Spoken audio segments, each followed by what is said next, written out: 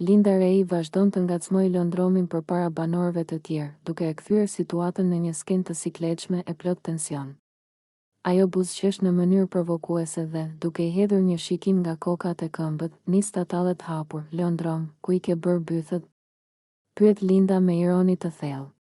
Se sinqerisht, më duken sikur janë të punuara. Shumë të punuara madje. Disa banor qeshin nervozisht, duke mos ditur si të reagojnë. Lëndromi menjëherë nxjihet në fytyrë, ndërsa përpiqet të kuptojë nëse ajo po e thot seriozisht apo thjesht për t'i rënë në qafë. Çfarë po thua kështu? Hajde, mos fol budallallçe, Linda. I kthehet ai, duke u përpjekur të ruajë qetësinë, por zëri I tij fillon të dridhet paksa. Linda vazhdon, duke e shtyrë edhe më tej talljen. Jo, po sinqerisht. Ti je më shumë si vajzë se si mashkull. Nuk e di si nuk e sheh vetë. Shikoje pak veten. Lëndromi I afrohet një hap, I acaruar, duke e ngritur vetullën në shenjë mospëlqimi. Linda, boll. Mos e tepro, se po e çon shumë larg. Nuk e kam me shaka unë këtë punë.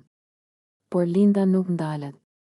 Ajo rrotullon syt me qëllim, si për t'i treguar se nuk I bën përshtypje reagimi I tij, po pse u preke kaq shumë? Unë vetëm thash atë që po mendojnë të gjithë. I thot ajo me një ton tallës. Duke buzëqeshur sikur po e shijon plotësisht situatën, lëndromi, tashmë dukshëm I acaruar, ul tonin, por fjalët e tij dalin më të forta se zakonisht. Mos e mendo askush këtë përveç teje. Ti po përpiqesh vetëm me më poshtëru. Boll, Linda. Seriozisht.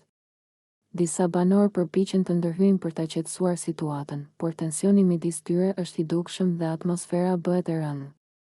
Lëndromi I hedh një shikim të ftohtë Lindës dhe largohet I irrituar, ndërsa ajo mbetet aty me një buzëqeshje të ngrirë, e vetëdijshme që ka ndezur një konflikt që nuk do të shuhet shpejt.